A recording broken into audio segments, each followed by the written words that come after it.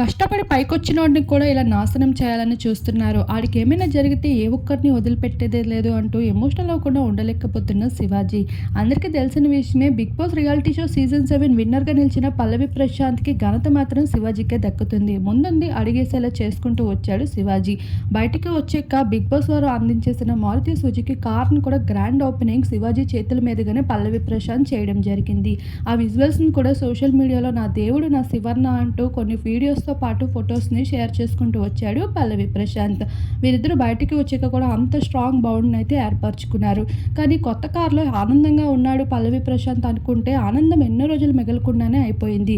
అయితే పల్లవి ప్రశాంత్‌కి భారీగా ప్రమాదం గురవడంతో పాటు పల్లవి ప్రశాంత్‌కి గాయాలతో పాటు తన తమ్ముడు కూడా తీవ్ర అనారోగ్యం పాలవడం జరిగింది. అయితే ప్రస్తుతం హాస్పిటల్‌లో చికిత్స పొందుతూ ఉండగా పల్లవి ప్రశాంత్‌కి కూడా విపరీతమైన గాయాలైతే తగలడం జరిగాయి.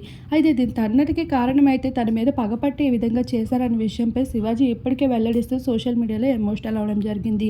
ఏది ఏమైనా పల్లవి ప్రశాంత్ ఎంతో కష్టపడి ఒక సామాన్యుడు పైకి రావడం అనేది చాలా గొప్ప విషయం అంటున్నారు నెటిజన్స్.